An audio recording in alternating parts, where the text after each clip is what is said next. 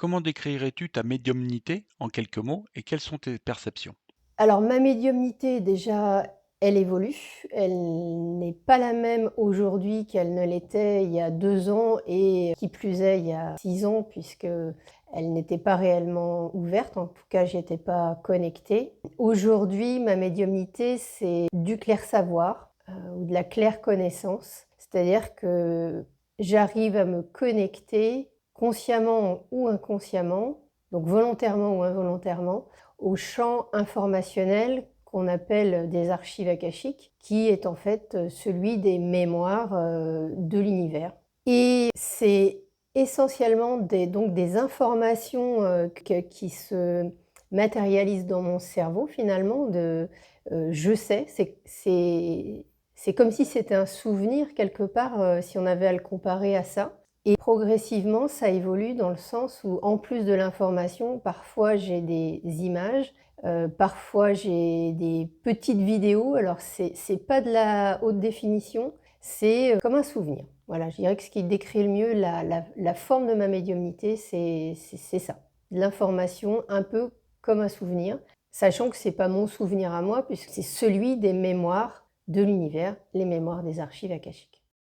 Comment intègres-tu ta médiumnité dans ta vie de tous les jours? Alors avant que ma médiumnité se soit ouverte, finalement, c'était sous la forme d'intuition qu'elle se manifestait. Je suis quelqu'un qui a toujours eu de l'intuition, en particulier dans la relation aux autres. C'est-à-dire que lorsque je rencontre quelqu'un, ou que j'ai un échange avec quelqu'un, je suis en capacité de savoir si je peux faire confiance à cette personne ou non. Et je connais ses traits principaux de caractère, ses qualités, ses défauts. Ce qui fait que le recrutement, par exemple, en milieu professionnel, a toujours été quelque chose de très facile. Ou plutôt, facile, c'est pas le bon mot, mais plutôt, j'ai toujours été sécure, en fait, dans mes recrutements. Donc c'est vrai qu'objectivement, je me suis jamais trompée. En toute humilité, hein, c'est comme ça, voilà. Bon, par contre, je connais pas les numéros du loto. J'aimerais bien, mais non, j'ai pas ça. Comment fais-tu la différence entre ton intuition personnelle et tes messages médiumniques? Alors pendant très longtemps, j'ai eu essentiellement de l'intuition puisque ma médiumnité n'était pas ouverte. Donc là, je savais clairement identifier, que c'était de l'intuition. Là maintenant, pour moi les 2 sont intimement liés en fait. L'intuition, elle est liée au fait de perception que je suis en capacité d'objectiver ou pas. C'est-à-dire que c'est conscient ou ça ne l'est pas. Mais c'est vrai qu'en permanence, quelque part, j'analyse, je capte des informations, heu, physiques, hein, ici présentes, hein, de ce qu'envoient les personnes, sans parler de ça. C'est difficile, hein, de faire le distinguo entre intuition et médiumnité. Je pense que c'est quelque chose qui va se peaufiner dans le temps. Je suis quelqu'un qui a toujours eu de l'intuition, ça c'est clair, en particulier dans la relation aux autres. Après, la médiumnité est plus récente. Par moments, il m'arrive dans mon quotidien, lorsque je suis dans une relation, un échange avec quelqu'un, quand ça se produit, c'est uniquement avec des personnes, qui sont ouvertes à ce volet-là, hein. Mais il m'arrive de canaliser, sans avoir fait de protocole particulier, de l'information. Et je le sens maintenant que quelque part, c'est pas, Stéphanie, le cerveau Stéphanie ici présent, parce que, ce sont des informations que je ne connais pas quelque part, ou une analyse qui est, avec une perspective et une profondeur qui est, de nature différente. Et là, quand c'est ça, je sais que c'est de la médiumnité et donc là, en l'occurrence, c'est pas de l'intuition. Voilà. Après, quand je suis en soin avec quelqu'un, ou lorsque je consulte les archives akashiques pour moi, je sais que je suis en canalisation parce que j'ai fait un process d'ouverture et un process de fermeture. Donc là, c'est OK, je sais que tout ce que je reçois, c'est de la médiumnité. Plus récemment, je commence à canaliser, autrement et depuis peu, j'ai mis en place un process, de canalisation des archives akashiques sans les prières. Mais là, je m'entraîne en fait, en quelque sorte. Donc, je le fais pour moi, je le fais, à des moments où j'ai pas beaucoup de temps et où je veux avoir, de l'information rapidement et je pense que ça va se développer. Et là, en l'occurrence, je sais que je ne suis pas dans, de l'intuition. Voilà. Donc les 2, c'est quand même quelque chose d'assez, à la fois assez, différent et en même temps, je pense que l'intuition découle directement de ces capacités-là. Quand même, il y a quelque chose qui est lié. As-tu un ou plusieurs guides spirituels avec qui tu communiques? En démarrage quelque part de ce processus, spirituel qui est de s'ouvrir à soi, de se connaître, et puis de découvrir tout ce monde de la spiritualité. Et bah, comme tout le monde, j'ai contacté, mon guide, qui était mon guide d'incarnation, et ça je l'ai fait par le biais de méditations, guidées. C'était vraiment au tout début, hein. Le truc, c'est que quand je fais des méditations guidées, en général, je pars, je ne suis plus là. Et quand je reviens, je ne me rappelle plus finalement de ce que j'ai fait exactement. Et c'était vraiment au tout début et j'avais besoin quelque part d'avoir un signal que ça existe, hein. Je pense que j'y ai mis, vraiment une intention forte et j'ai ressenti un amour, mais j'étais inondée d'amour. Ça a été tellement fort que ça m'a ramenée, direct, donc j'ai la méditation, je suis revenue en bon, c'était la fin de la méditation, mais et du coup, j'ai enlevé mon casque et j'étais stone, en fait, j'ai stone d'amour et là, je me suis dit: «Waouh!» Le message, c'était celui de: «Tu es aimé, tu es accompagné, on est là». Voilà. Donc j'ai eu quelques expériences comme ça, mais contacter ces guides au quotidien et avoir un échange surtout avec eux, c'est pas quelque chose que je fais au quotidien. Voilà. J'ai des messages pendant mon sommeil et ça, c'était un peu un jeu, hein, un exercice que voilà, que je faisais avant que ma médiumnité soit ouverte comme ça. Mais c'est qu'au moment de m'endormir, je posais une question et quand je me réveillais, j'avais la réponse et c'était une pensée, j'avais l'information et c'est comme si je l'avais eu très, très fort quoi, en volume et donc bah, je me réveillais avec ça et je savais que c'était donc la réponse à ma question.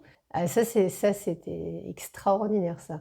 Voilà, donc ça c'est quelque chose que tout le monde peut faire. Ce qui est important, c'est l'intention, que l'on y met et la foi que l'on a, dans ce processus-là. Et les moments où je communique finalement avec les guides, c'est dans les canalisations qui sont sur la chaîne où je demande, le message des guides. Alors sachant qu'avant de le faire, sur la chaîne, je le faisais pour moi, donc de la même façon, mais je n'enregistrais pas, et c'était, des questionnements que j'avais sur des difficultés que je rencontrais, dans la vie, situationnelle ou relationnelle, personnelle ou professionnelle et souvent je finissais en demandant, «Qu'est-ce que les guides ont à me dire?» Je sais que ce sont mes guides qui me répondent parce que j'ai cette certitude-là. Je peux pas l'expliquer non plus, mais je sais que c'est OK, que c'est juste. Et pour autant, je ne sais pas quels sont les guides qui me répondent, lorsque c'est le cas. Donc ça fera partie peut-être des choses qu'on saura, ultérieurement. As-tu mis en place un rituel ou une routine pour te connecter à ta médiumnité?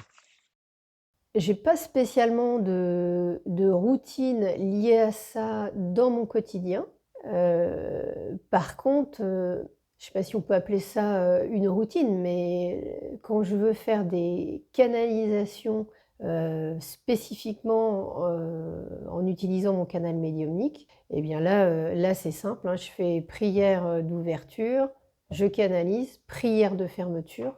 Et là, c'est OK, hein, ça fonctionne super bien. Donc je le fais, pour les vidéos de la chaîne, je le fais pour moi, pour mes propres besoins. Je suis quelqu'un qui a toujours beaucoup de questions, hein, en réalité, donc des questions relatives à ma situation de vie, mais aussi des questions sur le monde, sur le volet, gouvernance, enfin voilà. Donc je ne retransmets pas tout sur la chaîne. parce qu'il y a des choses qui relèvent de mon propre questionnement, mon propre cheminement. Je mets plutôt sur la chaîne, ce qui me semble être des enseignements plus généraux et accessibles, à tout le monde. Comment ta formation d'ingénieur influence-t-elle ta perception de la médiumnité? Alors je pense que c'est pas ma formation d'ingénieur qui m'impacte le plus, c'est que je suis devenue ingénieure parce que je suis comme ça. Je pense que c'est pas un hasard. Pour autant, effectivement, lorsqu'on est sur des process, techniques, moi, pour ce qui me concerne, c'était une formation d'ingénieur en mécanique et avant ça, j'ai fait un IUT de génie mécanique et productique, donc calcul de structure, hein, calcul de ponts, de bâtiments, d'ouvrages d'art et donc je dirais que ça m'influence, dans le sens où je cherche toujours à comprendre ce qu'il y a derrière, les concepts, derrière ce qui est dit, derrière les notions. En fait, je suis quelqu'un qui pose toujours des questions du pourquoi, mais pourquoi, mais pourquoi et comment et voilà et effectivement, ma formation, d'ingénieur est venue conforter, sans doute une approche, intrinsèque qui est d'être, extrêmement, rigoureux, d'être dans la précision, dans l'exactitude. Alors a priori, c'est 3D, 4D, hein, mais voilà, c'est un peu ce qui me caractérise et je pense que c'est ce qui me permet de ne pas être complètement barrée. Voilà, de ne pas être complètement partie, dans la spiritualité, d'être considérée comme perchée, même si après ça dépend du point de vue où on se place. Mais voilà, ça me ramène toujours à chercher à discerner ce que ça veut dire, ce que ça induit et d'ailleurs c'est extrêmement, important parce que, je suis en train de comprendre ce l'expression «ce qui est en haut est en bas» veut dire et en l'occurrence, certains côtés, lourds, désagréables de la matrice, terrestre, qui est que tout le monde n'est pas, bienveillant, positif et aidant vis-à-vis de son prochain. Eh bien, je suis en train de découvrir que, dans l'immatériel, dans l'invisible, dans cet univers, chez les galactiques, eh bien, ces caractéristiques que je pensais exclusivement, humaines, bah, existent également de l'autre côté. Alors, sous d'autres formes, mais voilà, il y a du sombre de l'autre côté en réalité. Voilà et donc quelque part de comprendre, ce nouvel univers, ce qu'il induit, c'est la meilleure façon de garder du discernement et son libre arbitre et à l'inverse, de ne pas se faire empapahuter, de ne pas se faire, manipuler. Alors je dis ça et en même temps, peut-être qu'on découvrira plus tard que c'est le cas. En fait, il faut être hyper humble, hein. Il y a des êtres qui sont beaucoup plus, évolués que nous, qui, sont vraiment en capacité de déployer des technologies et des manipulations, mentales et même, énergétiques, qui nous dépassent en fait. Donc là, en même temps, comme nous sommes des êtres multidimensionnels, il y a d'autres parts de nous ailleurs qui sont plus évoluées et qui sont en capacité d'esquiver ce genre, d'attaque. Et puis, il y a ma conscience, hein, qui est aussi là. Donc heureusement qu'il n'y a pas que, Stéphanie, l'être incarné, pour pouvoir, cheminer de manière, sécure en fait, dans cet environnement. Quelle vision as-tu de l'évolution de la médiumnité dans le monde d'aujourd'hui? Donc pour moi, la médiumnité, ça reste, un process qui s'est ouvert, récemment. Ça fait aujourd'hui, 6-7 ans. Je crois que la médiumnité, elle s'ouvre pour beaucoup de personnes, dans le monde et en même temps, elle ne s'ouvre pas pour beaucoup de personnes dans le monde.